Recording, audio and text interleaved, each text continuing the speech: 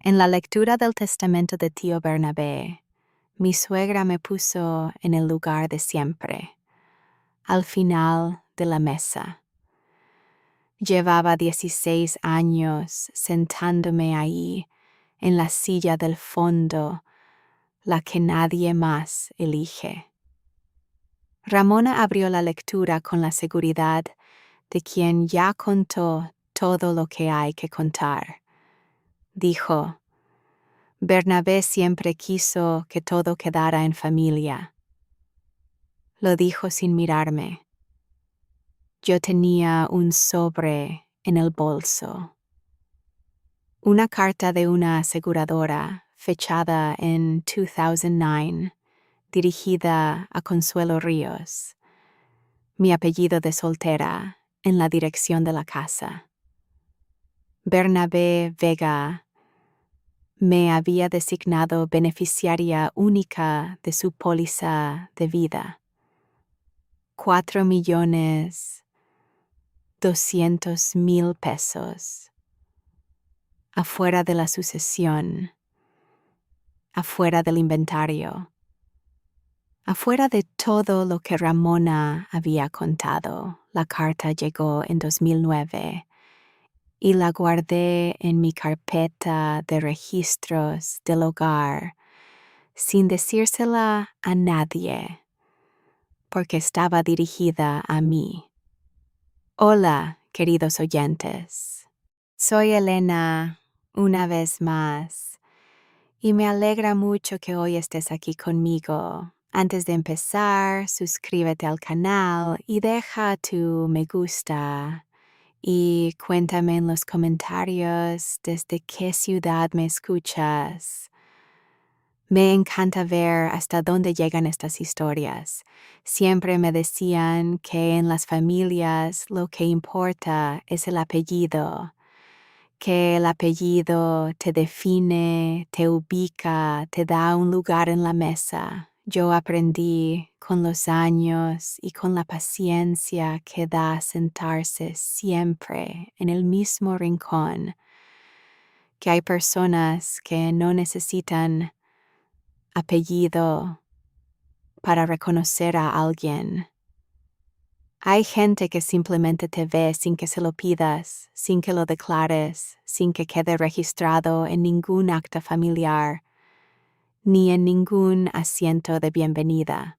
¿Alguna vez te han sentado al final de una mesa que en teoría era también la tuya?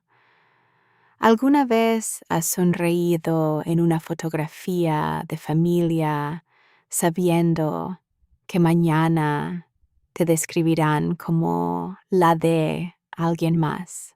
Entonces, ya sabes de qué estoy hablando. Y a veces la gente que te ve claramente es la única que firma en el lugar correcto, cuando llega el momento en que firmar importa. Esta es la historia de una carta que esperó 15 años en una carpeta de registros del hogar y de la única persona en aquella familia que supo desde el principio en quién confiar. Me llamo Consuelo Vega. Aunque en los documentos que importan de verdad sigo siendo Consuelo Ríos, el nombre con el que nací en Monterrey, el nombre que usé en la universidad, el nombre que escribí en mi primera solicitud de empleo. Tengo 44 años. Llevo 12 trabajando como recepcionista y coordinadora administrativa en una clínica dental en la colonia Cumbres, aquí en Monterrey. Es un trabajo que requiere memoria, paciencia y la capacidad de mantener el orden mientras varios asuntos se mueven al mismo tiempo. Soy la persona que recuerda el nombre completo de los pacientes desde la primera cita. La que da el primer turno del día y cierra la clínica cuando todos se han ido. La que resuelve el problema antes de que el doctor lo note. En la familia de Aurelio, ese mismo conjunto de cualidades nunca fue suficiente para merecer un lugar en la conversación. Aurelio y yo nos casamos en el año 2008, después de 3 años de noviazgo. Nos conocimos en una reunión de trabajo. Él era ingeniero en una constructora del centro. Yo acababa de conseguir el puesto en la clínica. Éramos 2 personas organizadas, serias, con horarios parecidos y la misma tendencia a llegar temprano a todos lados. Nos entendíamos bien. Él no era un hombre cruel, era cariñoso a su manera, atento con Daniela cuando nació, responsable con las cuentas. Lo que no me di con suficiente claridad antes de casarme fue la distancia entre entenderme con él y encajar en su familia. Eran 2 territorios completamente distintos y él nunca supo bien cómo navegar los dos al mismo tiempo. La familia Vega era de San Jerónimo, una colonia de casas grandes con jardines bien cuidados. Tardes de domingo con el jardín lleno de primos y el apellido usado como coordenada social en cada conversación. Ramona presidía todo eso con una eficiencia tranquila y una autoridad que nadie cuestionaba en voz alta. Era una mujer de 68 años, elegante en el sentido específico de quien ha pasado décadas administrando la impresión que causa. Aretes de oro pequeños, ropa de colores neutros, postura de quien preside sin necesidad de anunciarlo. Ella no me trató mal. Nunca me insultó con palabras directas. Nunca me excluyó de manera que yo pudiera señalar en una conversación y decir esto fue lo que ocurrió. Lo que hizo fue más sutil y con el tiempo más definitivo. Simplemente me colocó en el mapa de la familia como accesorio de Aurelio. La de Aurelio. Así me llamaba en cada reunión, en cada misa de cumpleaños, en cada cena de fin de año.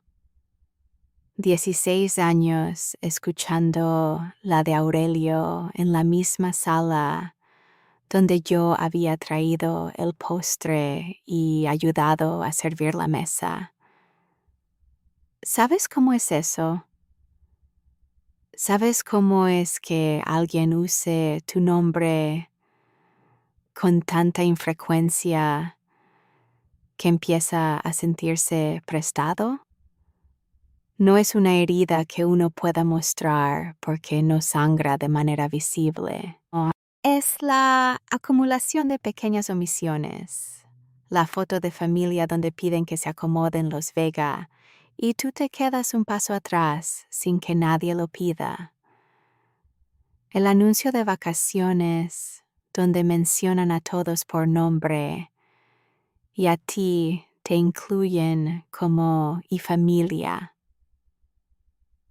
La reunión donde tu opinión no fue pedida sobre asuntos que también te afectaban, porque esos asuntos eran cosas de la familia.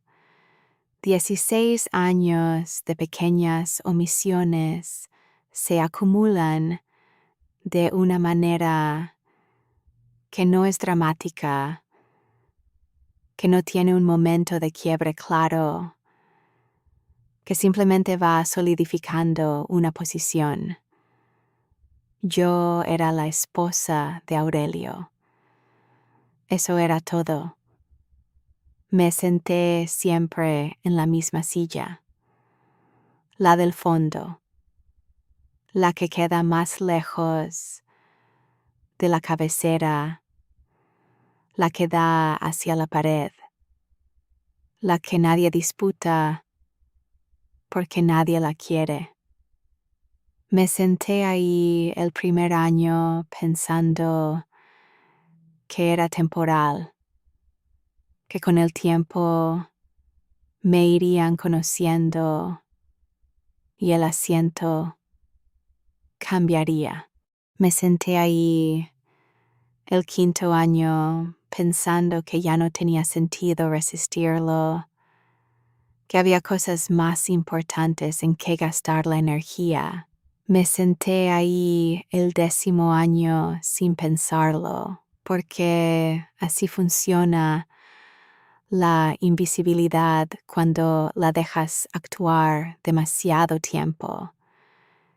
Te conviertes en parte del mobiliario. La gente deja de verte porque tú has dejado de moverte de donde te pusieron. Bernabé era distinto. Aurelio Bernabé Vega, tío Bernabé para todos en la familia, era ingeniero civil retirado, el hermano menor del padre de Aurelio. Un hombre de 72 años cuando Aurelio y yo nos casamos, con departamento propio en el 4º piso de un edificio cerca del Parque Niños Héroes, con vista al Cerro de la Silla y una biblioteca de libros técnicos que nadie más en la familia había abierto jamás. Libros de hidráulica, de topografía, de cálculo de estructuras, varios con notas al margen escritas en la misma letra inclinada hacia la derecha que yo reconocería años después en una nota doblada en 4. Vivía solo desde hacía 20 años. No había tenido hijos. No hablaba mucho en las reuniones familiares de los temas que todo el mundo consideraba centrales, los negocios, los inmuebles, los viajes de vacaciones, pero llegaba con puntualidad. Saludaba a todos con cortesía genuina y luego buscaba con la vista dónde estaba yo, siempre, sin falta. En cada reunión de los 16 años, cruzaba la sala, se acercaba a mi silla del fondo y antes de sentarse en cualquier otra parte, me preguntaba cómo estaba. No cómo está Aurelio. No cómo está Daniela, porque por Daniela preguntaba también, pero por separado después. Me preguntaba cómo estaba yo. Era la única persona en aquella familia que lo hacía. En 16 años, la única. Ese detalle puede parecer pequeño, en ese contexto no lo era. En su departamento del 4º piso, con vista al Cerro de la Silla, había 2 fotografías enmarcadas sobre la repisa de la sala.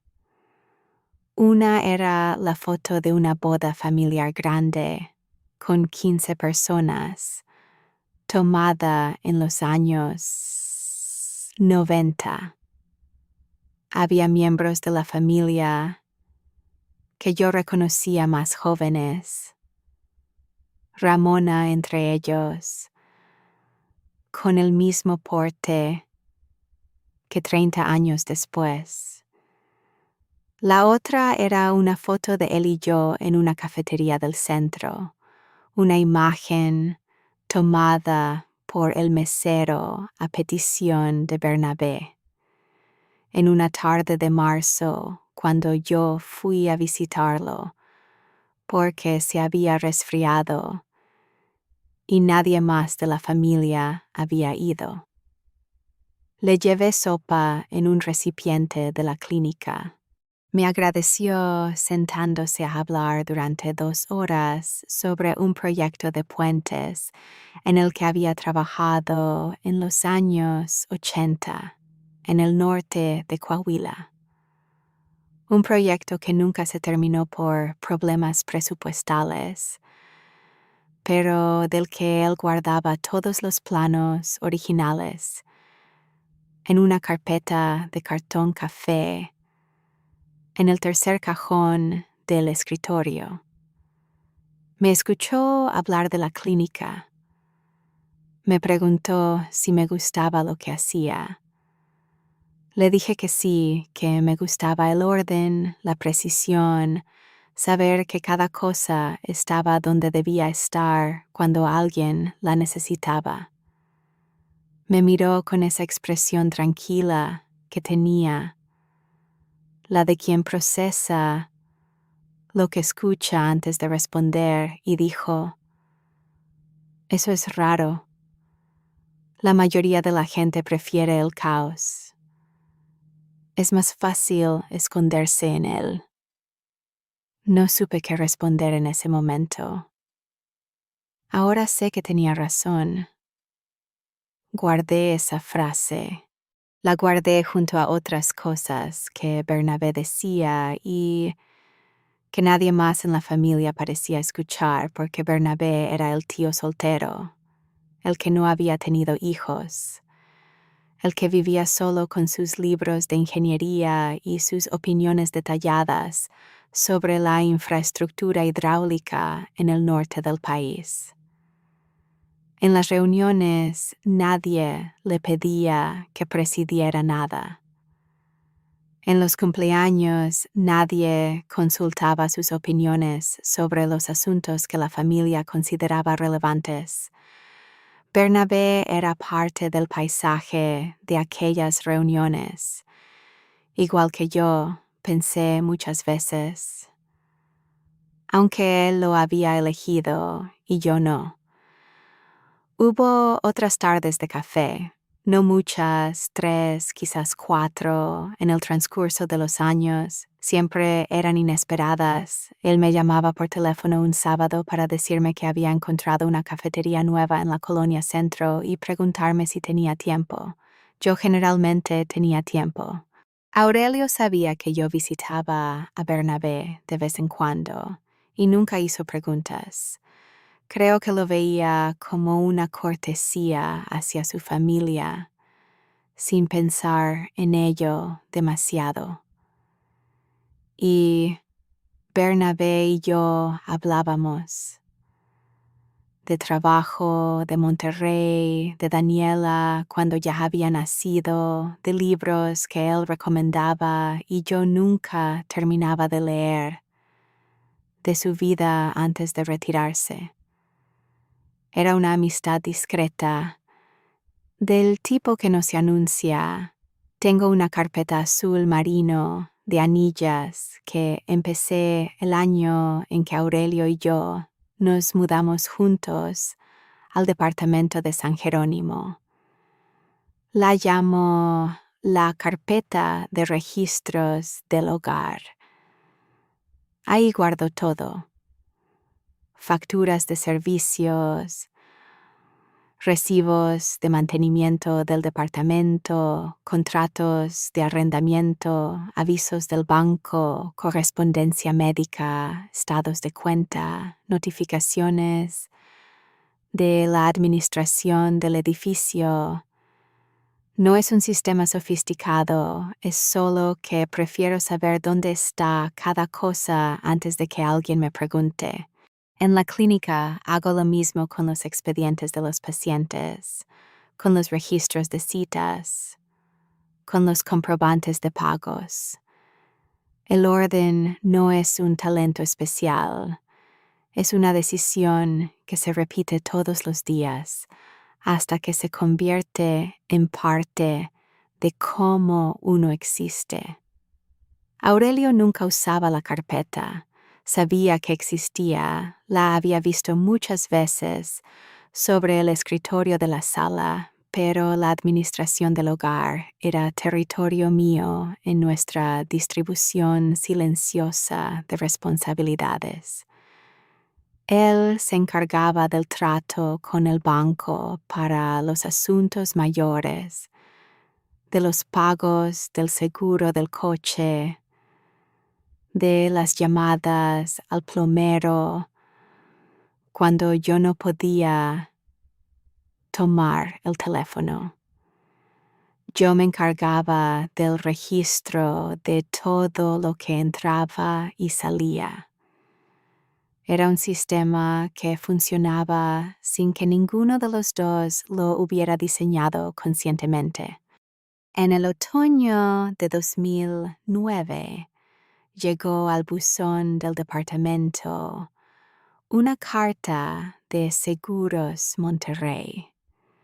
Estaba dirigida a Consuelo Ríos, mi nombre de soltera, en la dirección de la casa.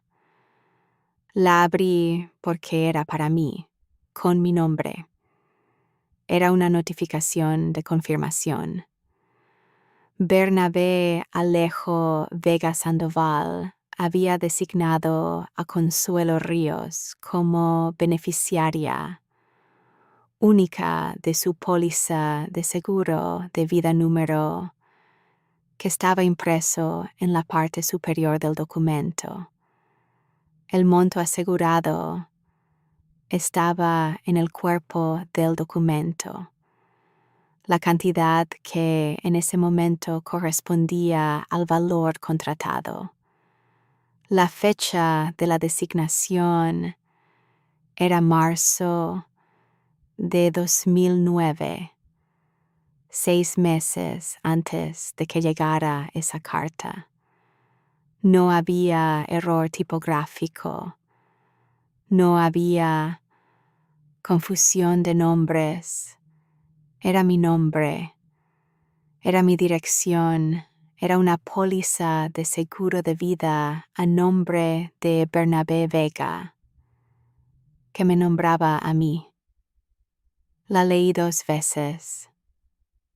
Pensé en él, en la manera en que siempre buscaba mi silla con la vista antes de sentarse, en lo que me había dicho sobre el caos y el orden. No lo llamé, no se lo mencioné a Aurelio. Era una carta dirigida a mi nombre, sobre un documento que estaba a mi nombre, y lo que uno guarda en su carpeta es asunto propio. La coloqué en la sección de correspondencia general, detrás de las facturas de ese mes. Y seguí con el día. Recuerdo la primera cena de Navidad a la que fui como esposa de Aurelio, en diciembre de 2008. La casa de Ramona en San Jerónimo era grande, con una sala de comedor que podía sentar a 20 personas. Y esa noche había 17 hijos, cónyuges, primos, tíos.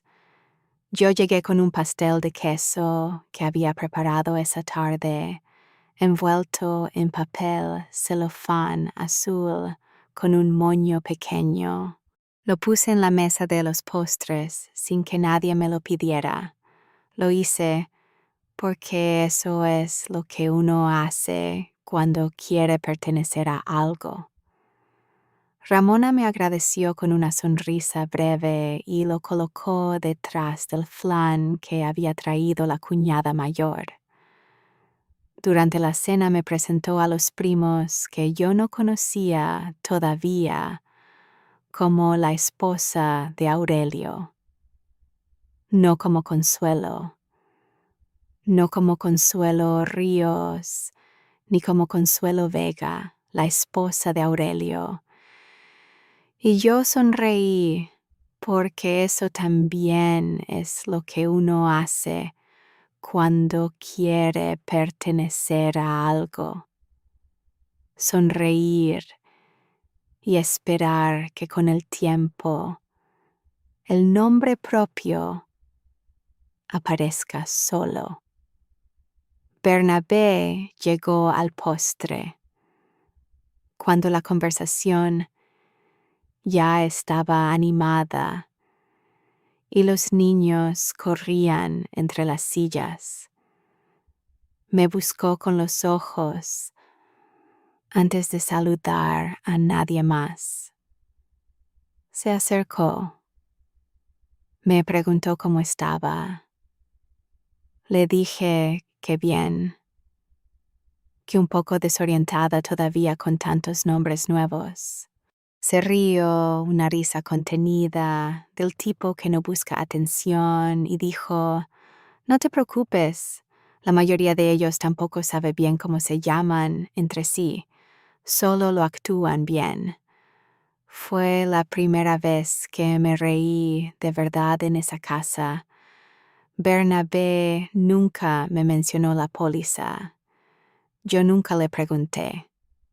Hubo una reunión familiar en diciembre de ese año, la cena de fin de año en casa de la cuñada mayor, en que Bernabé llegó como siempre, cruzó la sala, se acercó a mi silla del fondo y me preguntó cómo estaba.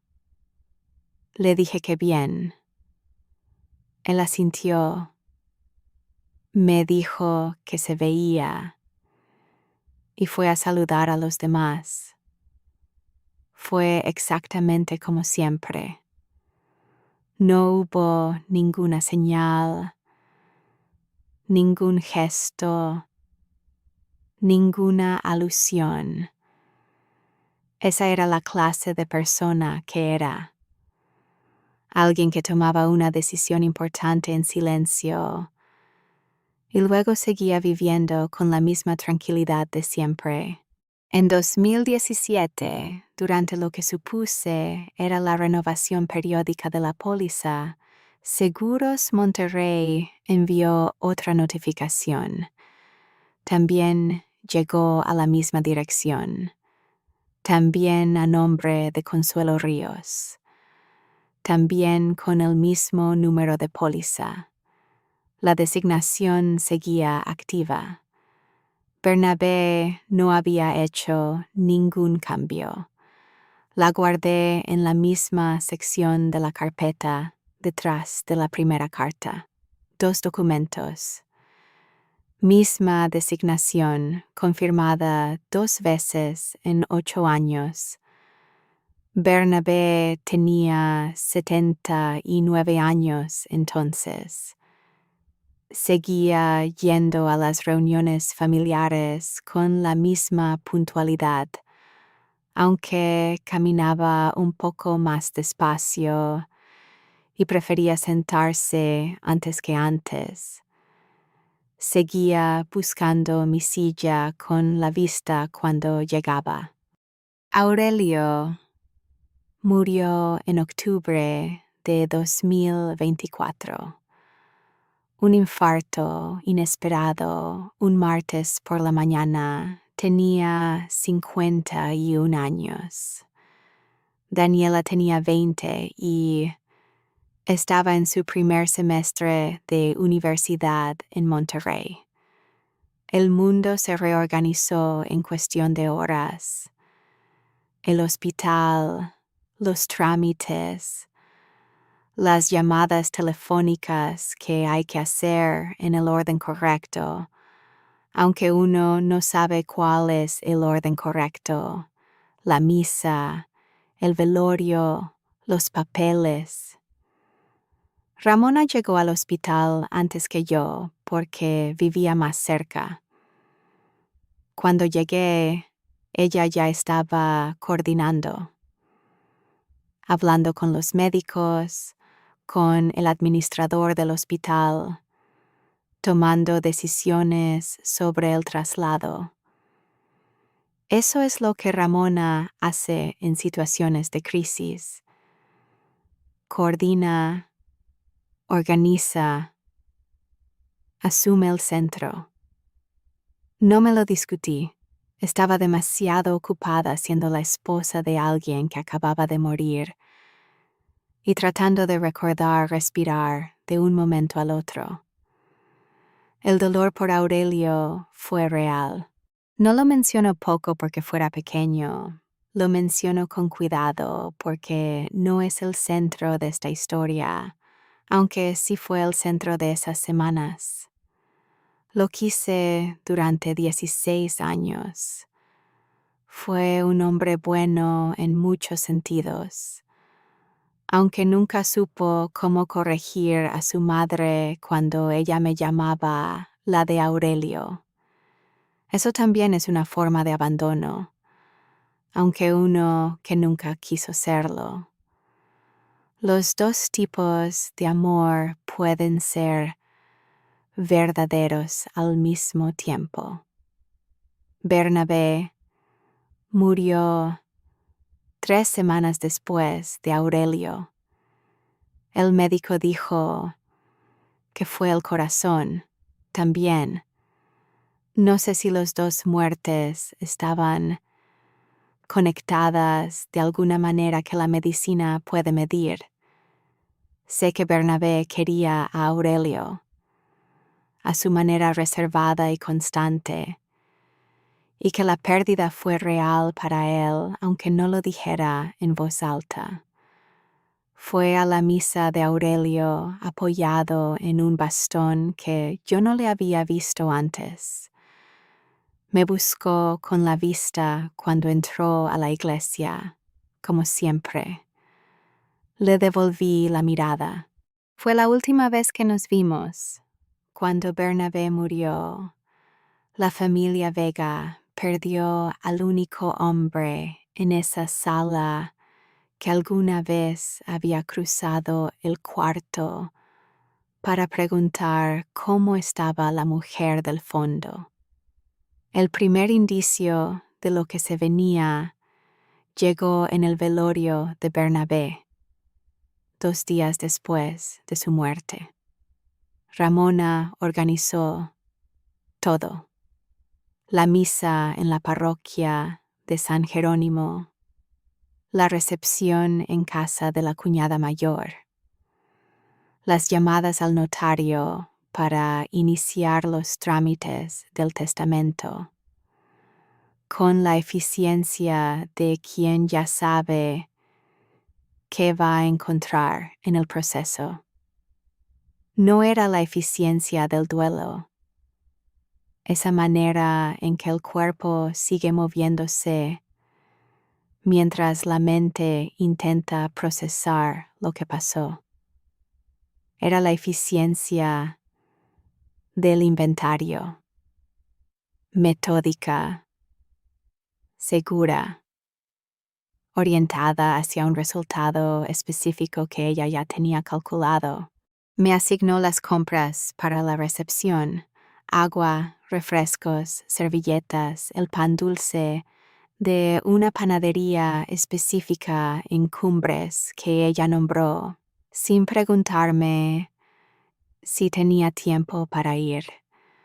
Me asignó también el arreglo del local del templo, los floreros, la disposición de las sillas, la coordinación con el sacristán, las tareas de quien se encarga de lo práctico y no de lo sustancial, las tareas de la persona del fondo. Lo noté. Guardé lo que noté en la parte de mi cabeza donde guardo las cosas que necesito tiempo para entender. El segundo indicio llegó 2 días después del velorio, un jueves por la tarde. Estaba en la clínica acomodando los expedientes del día en el archivero del pasillo cuando sonó mi teléfono. Era un número de Monterrey que no tenía registrado. Contesté. Una voz joven, femenina, con el tono cuidadoso de quien sabe que está haciendo una llamada delicada, me preguntó: ¿hablo con la señorita Consuelo Ríos? Le dije que sí. Me dijo que llamaba de Seguros Monterrey, área de siniestros, en relación con la póliza de seguro de vida del titular Bernabé Alejo Vega Sandoval, que tenían registrada una designación de beneficiaria activa a nombre de Consuelo Ríos, que el proceso de liquidación requería mi presencia en sus oficinas para verificar la identidad y presentar la documentación correspondiente. Me preguntó cuándo podía pasar. Le dije que necesitaba verificar mi agenda y que les llamaría al día siguiente. Colgué el teléfono. Me quedé un momento con la mano apoyada sobre el archivero en el pasillo de la clínica, con los expedientes del día sin terminar de acomodar. No fue sorpresa, era un papel que yo sabía que existía, guardado en una carpeta azul marino desde hacía 15 años. Fue otra cosa. La sensación específica de que algo que había estado completamente quieto durante mucho tiempo estaba comenzando a moverse, con la misma precisión silenciosa con que Bernabé había tomado sus decisiones siempre. Terminé de acomodar los expedientes. Salí de la clínica a la hora habitual. En el coche, antes de arrancar, me quedé sentada un momento y pensé en Bernabé, en la foto enmarcada de los dos en la cafetería del centro, en el tercer cajón del escritorio, con los planos del proyecto de puentes que nunca se terminó, en la manera en que cruzaba la sala.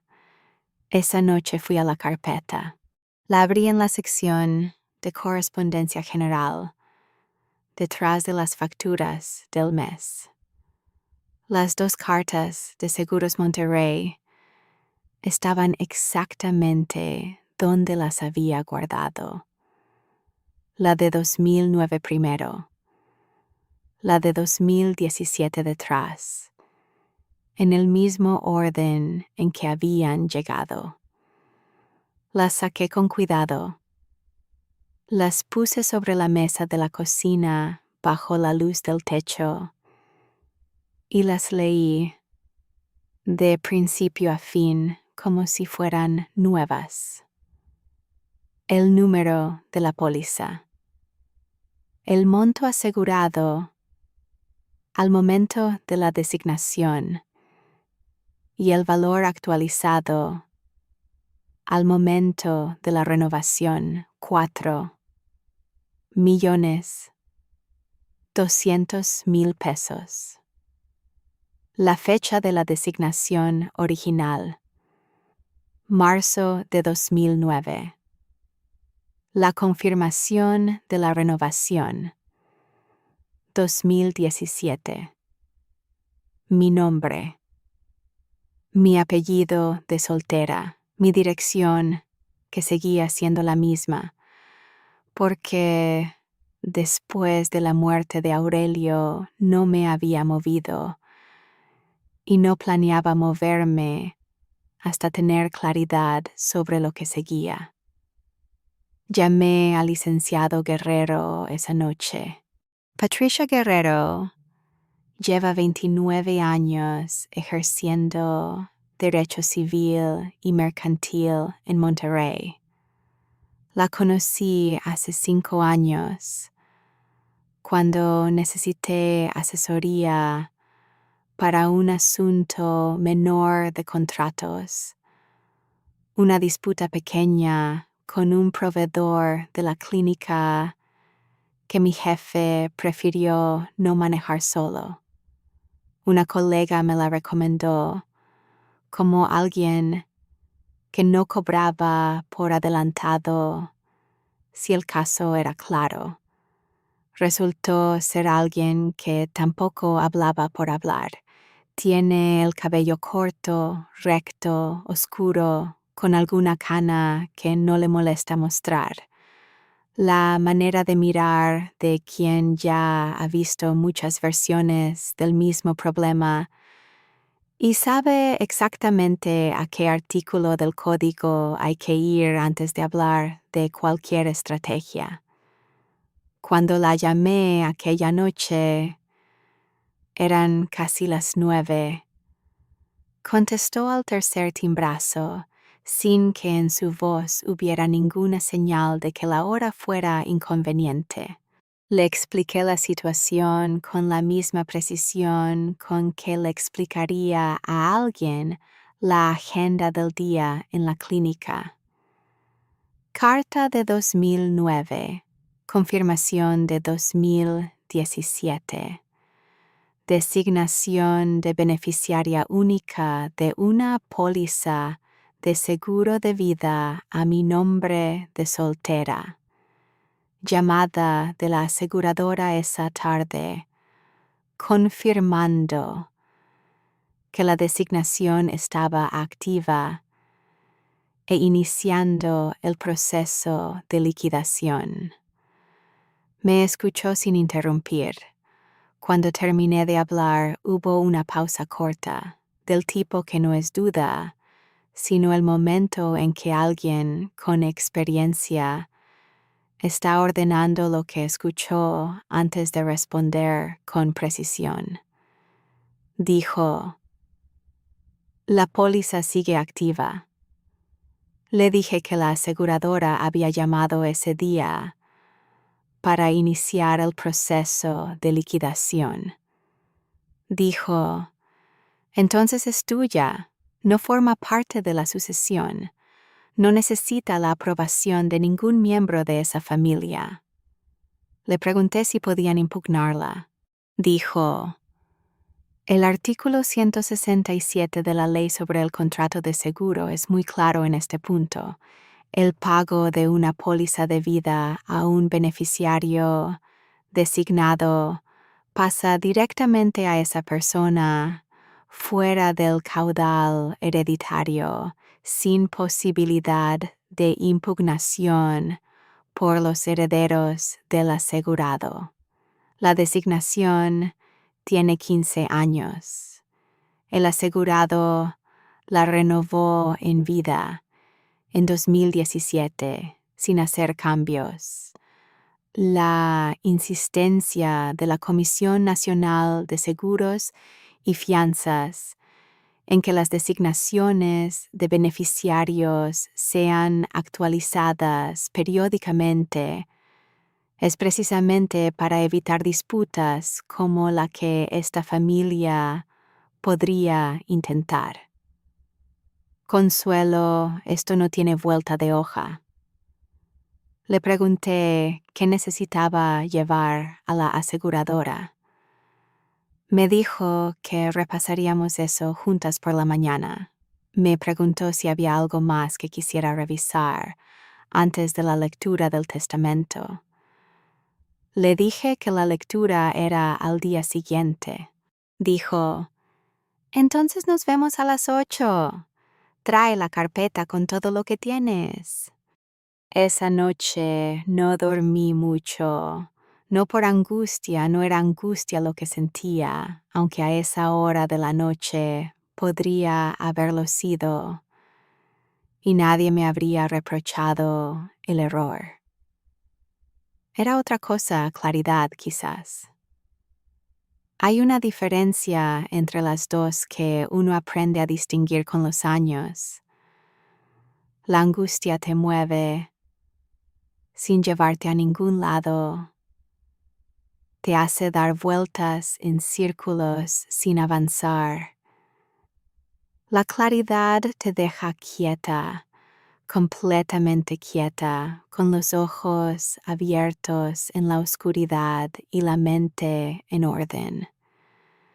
Pensé en Bernabé, en la tarde de la sopa y el café, en la foto del mesero, en la pregunta que él hacía siempre antes de sentarse.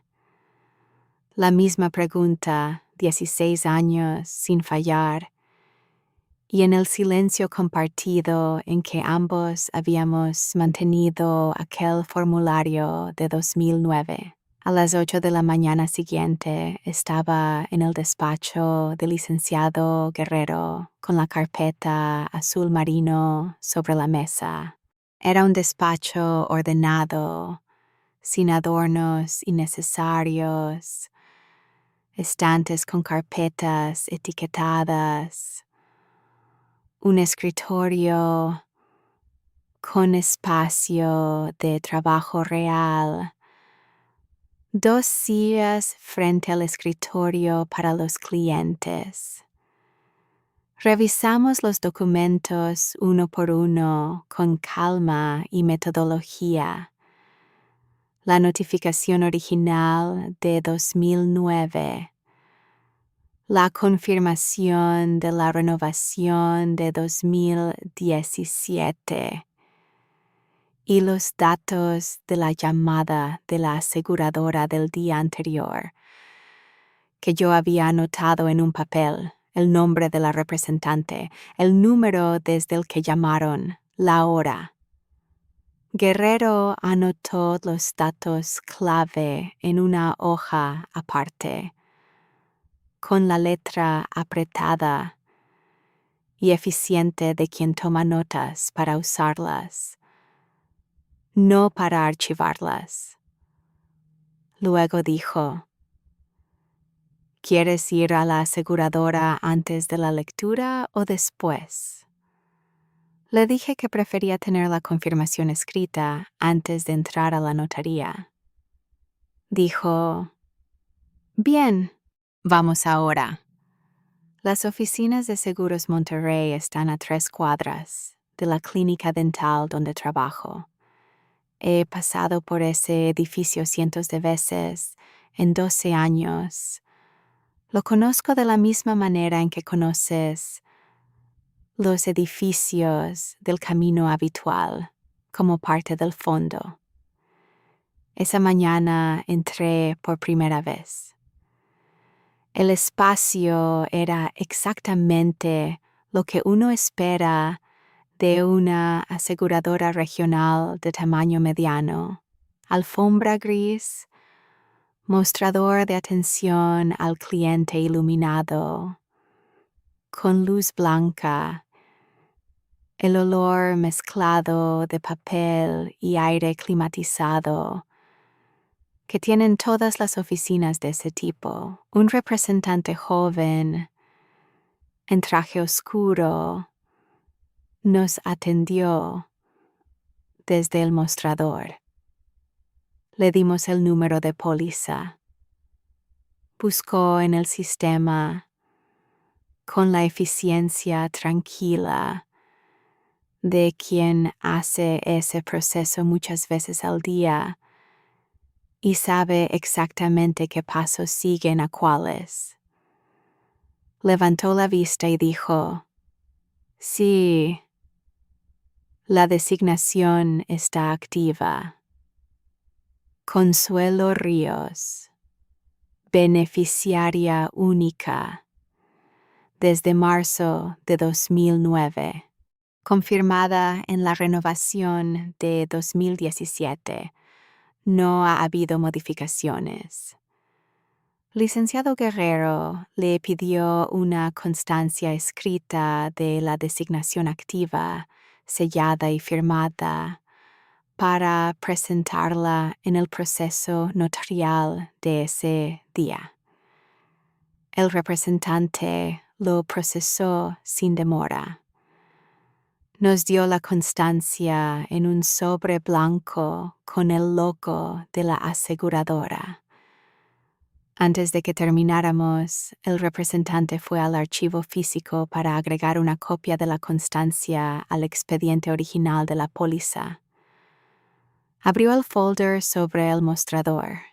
Adentro, sujeto con un clip a la carátula interior, había un papel doblado en 4 partes, escrito a mano con la letra inclinada hacia la derecha, que yo reconocí de inmediato. La misma que había visto en notas de reuniones, en el margen de libros prestados, en el número de teléfono escrito en una servilleta hace años. El representante lo tomó sin leerlo para moverlo hacia un lado. Yo lo vi desde el otro lado del mostrador. Le pedí permiso para verlo. Lo abrí con cuidado. Decía, para Consuelo, porque siempre preguntó primero. Eso era todo. No añadí nada cuando lo leí. Guerrero tampoco dijo nada. El representante esperó con paciencia. No era necesario ningún comentario. Era suficiente exactamente como estaba. Salimos de la aseguradora 20 minutos antes de que comenzara la lectura del testamento. En el coche, mientras Guerrero conducía por la avenida Lázaro Cárdenas, repasó la estrategia con la misma claridad con que había hablado la noche anterior. Presentar la documentación al notario dentro de la misma sesión. Solicitar que el notario diera constancia formal en el acta de que la póliza quedaba completamente fuera del inventario de la sucesión y no debatir ni responder comentarios de ningún miembro de la familia dentro de la sala. Esto no es una discusión familiar, dijo. Es un trámite legal. Tú no tienes que convencer a nadie de nada. El artículo 167 hace el trabajo. Le pregunté qué pasaba si Ramona intentaba impugnar. Dijo, puede contratar a quien quiera. La designación tiene 15 años. Fue renovada en vida del titular y la aseguradora ya ha iniciado el proceso de liquidación. Cualquier abogado que le tome el caso le va a decir lo mismo que le diga el notario hoy, que no hay base legal para impugnar una designación de beneficiario de este tipo. Lo que puede hacer es gastar dinero y tiempo en descubrirlo por cuenta propia. Llegamos a la notaría de la avenida Lázaro Cárdenas a las 10 menos 5 minutos. El edificio era de los que en Monterrey comunican una clase específica de seriedad institucional, fachada de piedra, letrero discreto, interior con alfombra oscura y muebles de madera de color caoba. La sala de lectura era larga, con ventanas de persianas a media altura que dejaban entrar una luz de invierno limpia y sin calor. Mesa larga. Sillas altas. Un ambiente diseñado para que las personas que entran entiendan que lo que ocurre allí tiene consecuencias. Ramona ya estaba sentada en la cabecera cuando llegamos. A su derecha estaba Martín, el cuñado mayor, el hijo mayor de Ramona, ingeniero como Aurelio había sido, con el mismo apellido y la misma facilidad para ocupar espacio en una sala. A su izquierda estaba Lorena, la hija de Aurelio de su primer matrimonio, que vivía en Guadalajara y a quien yo veía pocas veces. Una mujer de 32 años, con el gesto cuidadoso de quien viene a reclamar algo que sabe que le corresponde. Daniela estaba sentada en una silla en la mitad de la mesa. Me buscó con los ojos cuando entré. Hice un gesto pequeño con la cabeza. Tranquila. Tomé la silla del fondo, la misma de siempre. Licenciado Guerrero se sentó a mi lado, con la carpeta sobre la mesa, frente a ella. Ramona me miró cuando entré. Miró a Guerrero. Hubo una fracción de segundo en que su expresión cambió, algo entre la evaluación y la incomodidad, y luego volvió al gesto neutral que mantuvo durante toda la sesión. El notario dio inicio a la lectura del testamento de Bernabé Alejo Vega Sandoval. Leyó el documento en su totalidad, con la entonación exacta de los notarios cuando leen documentos legales en voz alta, precisa, sin inflexión emocional, clara. Los bienes del causante. El departamento del cuarto piso en la colonia Doctores, con número catastral y avalúo registrado. El contenido de las cuentas bancarias declaradas en el momento del levantamiento del inventario. Los bienes muebles de valor. La distribución. El departamento quedaba para el patrimonio familiar, administrado por Ramona, con derecho de uso compartido entre los sobrinos. Las cuentas bancarias, en partes iguales, entre los herederos testamentarios nombrados. Fue una lectura limpia, ordenada, sin sorpresas para nadie, que hubiera hecho el inventario mental con anticipación. Ramona escuchaba con la expresión de quien escucha algo que confirma lo que ya sabía. Cuando el notario terminó y declaró el inventario completo y sin reservas, pedí la palabra. Ramona me miró. Fue una mirada rápida, del tipo que no tarda mucho porque no espera que la persona que viene del fondo tenga algo relevante que agregar a la sesión. Me dijo: Consuelo, el testamento ya fue leído en su totalidad. Le dije, con la misma calma con que atiendo el teléfono en la clínica cuando hay una situación que resolver, que lo que quería señalar no formaba parte del testamento. Hubo un silencio, no largo, 4 o 5 segundos, pero del tipo que tiene peso específico, que hace que todos en la sala dejen de moverse un momento.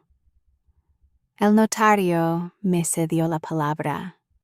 Saqué el sobre del bolso No el sobre de la aseguradora de esa mañana, el sobre original, el que guardaba la carta de 2009 y la confirmación de 2017, que había estado en mi carpeta azul marino 15 años sin que nadie más lo supiera. Lo puse sobre la mesa, no en mi esquina de la mesa, no en el espacio frente a mí que la distribución de los asientos me asignaba, en el centro de la mesa, frente al notario. Le dije que se trataba de una designación de beneficiaria en una póliza de seguro de vida emitida en 2009 a nombre de Consuelo Ríos, que la designación había sido confirmada en la renovación de 2017, que esa mañana antes de la lectura habíamos obtenido constancia escrita y sellada de Seguros Monterrey, confirmando que la designación seguía activa al momento del fallecimiento del titular, que el monto de la póliza era de $4,200,000, pagaderos directamente a la beneficiaria, fuera del caudal hereditario, sin formación del inventario de bienes, de la sucesión. Ramona me miró fijo. Luego miró al notario. Luego miró el sobre en el centro de la mesa. Dijo, «Eso debe ser un error». Lo dijo en voz baja, con una calma que no era serenidad, sino la calma de quien espera que alguien confirme lo que acaba de decir y corrija la situación. Nadie la confirmó. El notario tomó el sobre, sacó los documentos, los revisó con la meticulosidad de quien no quiere errores de comprensión en una sala donde hay consecuencias legales de por medio. El silencio en la sala durante ese momento fue completo. Nadie habló. Nadie se movió de manera visible. Luego el notario miró al licenciado Guerrero, que asintió brevemente desde su silla a mi lado.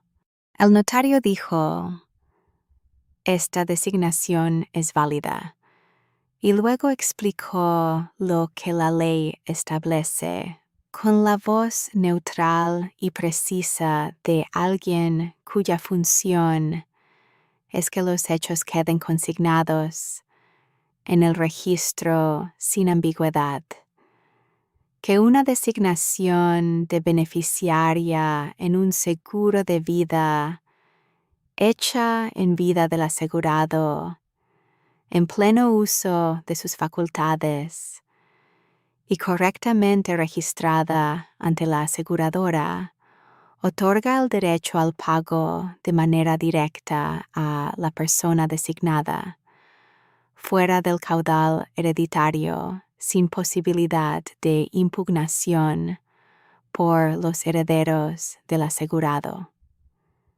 Que el artículo 167 de la Ley sobre el Contrato de Seguro es la norma aplicable. Que la CESTF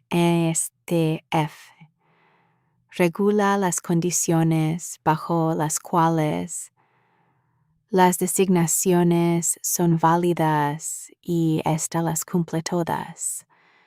Que la designación data de 2009 y fue renovada en 2017, 15 años antes del fallecimiento. Que la aseguradora ya había iniciado el proceso de liquidación. Ramona no interrumpió durante esa explicación. Escuchó con una inmovilidad que no era paz. Era el momento en que alguien descubre que el mapa que tenía del territorio es incorrecto y necesita un tiempo que no tiene para reconstruir en su mente cómo es el territorio real. Lo que vi en su expresión durante los segundos en que el notario hablaba no fue rabia ni llanto. Fue algo más parecido a un ajuste silencioso. El tipo de reajuste que una persona de su carácter hace en privado, no en público. Ella no le iba a dar a nadie en esa sala el placer de ver ese proceso completo. Martín habló entonces. Preguntó al notario si la designación podía ser revisada, si había alguna irregularidad formal en el proceso de designación o en la renovación que pudiera ser señalada como causa de nulidad. Lo preguntó con el tono de quien está acostumbrado a que las cosas tengan soluciones cuando se insiste con suficiente autoridad. Licenciado Guerrero respondió antes de que el notario abriera la boca. Dijo: la designación fue hecha por el titular en pleno uso de sus facultades en 2009. Fue confirmada en la renovación de 2017. Seguros Monterrey emitió constancia escrita de su vigencia esta misma mañana a las 9:40. No existe irregularidad formal ni sustancial. La designación es perfectamente válida. Lo dijo sin elevar la voz, sin dramatismo, solo los hechos en el orden en que habían ocurrido. Hubo una pausa. Luego Martín preguntó si Consuelo podía ceder voluntariamente la póliza al caudal de la sucesión, como un gesto de buena voluntad hacia la familia de Aurelio, dado que Consuelo era también parte de esa familia. Licenciado, Guerrero dijo, no está en discusión. El notario cerró la sesión. No recuerdo haber respirado de manera diferente cuando se cerró la sesión. No recuerdo haber sentido nada que se pareciera a triunfo. No era eso lo que sentía. Era algo más parecido a la sensación de que un peso que había estado distribuido de manera muy específica en mi cuerpo durante muchos años se había recolocado en otro lugar. No había desaparecido. El peso de 16 años de ser la de Aurelio no desaparece en una sesión notarial, pero había cambiado de lugar. Daniela me esperaba en el pasillo cuando salí de la sala. Había elegido esperar afuera, era su derecho y lo había ejercido sin que yo se lo pidiera. Me miró cuando salí, vio algo en mi cara y decidió no preguntar qué había pasado todavía. Me tomó del brazo. Bajamos juntas las escaleras hacia la calle. En los días siguientes, licenciado Guerrero gestionó la documentación completa con Seguros Monterrey. El certificado de defunción de Bernabé, la constancia de la designación, mi identificación oficial en nombre de Consuelo Ríos, la partida de nacimiento que confirmaba que Consuelo Ríos y Consuelo Vega Ne Ríos eran la misma persona. La apertura del expediente de liquidación. Cada paso fue exactamente lo que el notario había descrito. Un trámite administrativo, documentado, sin margen para el debate. La aseguradora procesó el caso con la eficiencia cuidadosa de quien tiene procedimientos claros y los sigue. Verificaron la identidad. Confirmaron la documentación. Revisaron que el expediente estuviera completo. Iniciaron el proceso de transferencia. 2 días después de la lectura, Guerrero me llamó para una revisión de estado. Me dijo que el notario había enviado la notificación formal a todos los herederos testamentarios, incluyendo a Martín y a Ramona como administradora del patrimonio familiar, informándoles de la existencia de la póliza y del inicio del proceso de liquidación en favor de la beneficiaria designada. La notificación era un requisito del proceso, no una consulta, no una solicitud de aprobación, una información. Guerrero me dijo que era probable que en los días siguientes alguien de la familia buscara orientación legal propia, que eso era su derecho y no implicaba ningún riesgo para el proceso siempre que el expediente de la póliza estuviera completo. Me preguntó si quería que enviáramos también, por nuestra parte, una carta formal a los herederos explicando el marco legal como medida preventiva. Le pregunté qué recomendaba ella. Dijo, en este caso la familia ya recibió la explicación del notario en sala. Agregar una carta nuestra podría leerse como un gesto defensivo y tú no tienes nada que defender. El expediente habla solo. Esperemos. Esperamos. ¿Qué más podía hacer mientras el proceso seguía su curso? Nada que no estuviera ya hecho. Guerrero me llamó el tercer día. Me dijo que la aseguradora había solicitado la constancia de no impugnación, el documento que se emite cuando ningún tercero ha presentado objeción formal dentro del plazo legal establecido para hacerlo. Le pregunté cuánto tiempo tenía ese plazo. Dijo, 15 días hábiles desde la notificación formal a los herederos del asegurado.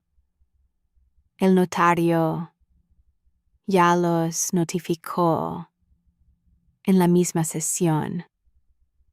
Le pregunté si esperaba objeción. Dijo, podrían intentarlo, pero el plazo es corto y la base legal es sólida. Cualquier abogado que les tome el caso tiene la obligación de informarles las probabilidades reales antes de proceder. Supe, unos días después, que Ramona había consultado con un abogado. Daniela lo escuchó mencionado en una llamada que Ramona hizo desde la sala de la casa de la cuñada mayor. Durante el fin de semana en que la familia se reunió para hablar de la situación, no supe qué le dijeron exactamente, pero no hubo movimientos formales de impugnación. El expediente avanzó sin interferencia. En esa semana de espera, Daniela y yo tuvimos una conversación que no habíamos tenido antes. Fue un martes por la noche, después de cenar, con los platos todavía en la mesa. Daniela me preguntó por qué Bernabé había hecho eso, por qué me había elegido a mí y no a alguno de sus sobrinos directos. Le dije que no lo sabía con certeza, pero que tenía una idea. Le conté las tardes de café. La sopa de un marzo de algún año que ya no recuerdo con exactitud. La foto enmarcada en el departamento. Le conté que por 16 años había sido el único en aquella familia que me preguntaba cómo estaba yo antes de sentarse a hablar de cualquier otra cosa. Daniela me escuchó sin interrumpir. Cuando terminé, se quedó en silencio un momento. Luego dijo, ¿y papá, él no te preguntaba? Me lo pensé antes de responder. Le dije que su padre me quería, que de eso no tenía duda, pero que querer a alguien y verlos claramente a veces son dos cosas distintas que no siempre van juntas. Que Aurelio me quería dentro del mapa que él tenía del mundo. Y ese mapa tenía a su madre en el centro y a mí en un lugar que nunca terminó de nombrarse bien. Daniela asintió despacio. Creo que ya lo sabía. Creo que los hijos saben muchas cosas de sus padres que no saben cómo nombrar hasta que alguien les da las palabras. El 10º día hábil después de la lectura del testamento, licenciado Guerrero me llamó a las 9 de la mañana cuando yo estaba abriendo la clínica. Dijo, ¿están listos? ¿Puedes ir hoy? Le dije que sí. Las oficinas de Seguros Monterrey estaban igual de tranquilas esa mañana que la primera vez. La misma alfombra gris, la misma iluminación de oficina, el mismo olor a papel y aire climatizado. El mismo representante joven nos atendió. Verificó los documentos, identificación, expediente, constancia de la designación, certificado de defunción. La constancia de no impugnación emitida por el notario al vencimiento del plazo, con la misma eficiencia cuidadosa de la primera visita. Luego procesó la transferencia. A la cuenta a nombre de Consuelo Ríos, en el banco donde yo había abierto una cuenta personal hace 3 años, en mi nombre de soltera, para tener algo que fuera completamente mío. 4.200.000 pesos, aproximadamente $245.000, al tipo de cambio del día. Imprimió el comprobante de la transferencia, lo firmó. Me lo dio en el mismo tipo de sobre blanco que la constancia de semanas antes. Salimos del edificio a las 12:30 del mediodía. Afuera hacía el sol de invierno de Monterrey, ese sol limpio, sin calor, que ilumina el cerro de la Silla con una claridad específica que no tiene ninguna otra estación. Daniela había venido a esperarnos. Estaba apoyada en el carro en el estacionamiento, con el teléfono en la mano y la mirada hacia la calle. Cuando me vio salir, se lo guardó. Le dije, «Listo». Me preguntó cómo estaba. Pensé un segundo antes de responder.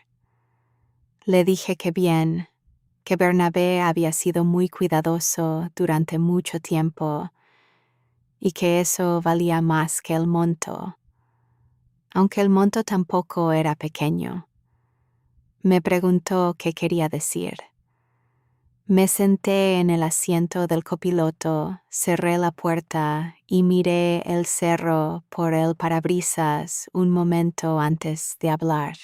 Le dije, que alguien te vea como eres y no como te llaman, eso no tiene precio, pero a veces también tiene póliza. Daniela no dijo nada por un momento. Luego arrancó el coche. En el trayecto de regreso, en la avenida que pasa frente a la clínica, le conté lo que no le había dicho todavía, que Bernabé había dejado una nota escrita a mano dentro del folder de la póliza. Le leí lo que decía. Ella condujo un tramo en silencio, luego dijo, «Yo no sabía que era el único que te preguntaba cómo estabas». Le dije, «Sí, era el único». No añadimos más. Hay cosas que no necesitan más palabras que las exactas. Han pasado 4 meses desde ese día. Tengo una cuenta en mi nombre de soltera, con un saldo que nunca había tenido antes. No es una cantidad que me ponga fuera del mundo en que he vivido siempre. Soy recepcionista en una clínica dental, vivo en el departamento de San Jerónimo, sigo llegando puntual al trabajo y cerrando cuando todos se van. Lo que cambió es otra cosa, la diferencia entre depender de lo que queda, de la herencia de Aurelio y poder elegir. Elegir si sigo en el departamento o busco algo propio, con mi nombre en el contrato. Elegir si Daniela entra a la universidad con una beca de mérito o con un respaldo económico que no le genere deuda desde el primer semestre. Elegir en qué orden hago las cosas, no en el orden que las circunstancias me imponen. Abrí la carpeta azul marino la semana siguiente a la liquidación. Saqué las 2 cartas de Seguros Monterrey de la sección de correspondencia general, la de 2009 y la de 2017, y las guardé junto con el comprobante de la transferencia y la nota de Bernabé en un sobre propio que coloqué en el bolsillo interior de la contraportada, el que nunca había usado, en todos esos años. Y empecé una nueva sección de la carpeta con una hoja en blanco, no para esperar otra carta durante 15 años, sino para los próximos pasos que estoy eligiendo yo sola en mi nombre, con mi apellido de soltera en los documentos que importan. Daniela entra a la universidad el próximo semestre. Le dije que tenemos tiempo para hablar de todo eso con calma, sin apuro, sin que ninguna de las dos tenga que decidir algo importante en el apuro de las circunstancias. Ramona no ha llamado, no espero que llame. No lo digo con amargura, lo digo con la misma neutralidad con que describiría el clima de esta mañana en Monterrey. Hay cosas que la silla del fondo te enseña con los años sobre las personas que colocan a alguien ahí sin pensar 2 veces y sobre las que deciden cruzar la sala para preguntar ¿cómo estás? Antes de sentarse, sin que nadie se los pida. Hay una diferencia entre estar en una familia y ser vista por ella. Bernabé Vega lo entendió en 2009 y firmó el formulario correcto. Lo hizo en silencio, sin anunciarlo, sin pedirle reconocimiento a nadie. Llenó un formulario, lo entregó en la oficina de una aseguradora y siguió viniendo a las reuniones familiares a buscar con la vista en qué silla del fondo estaba yo. Nadie más en esa mesa lo hubiera hecho. A veces la persona que te da lo más importante no es la más visible en ninguna sala. Es la que siempre preguntó cómo estabas antes de sentarse. ¿Tú habrías guardado esa carta en la carpeta durante 15 años o la habrías mostrado antes? ¿Qué habrías hecho en mi lugar? Cuéntame en los comentarios. Me interesa mucho saber cómo lo ves. Y si esta historia te llegó, compártela con alguien que la necesite escuchar. Gracias por estar aquí, queridos oyentes.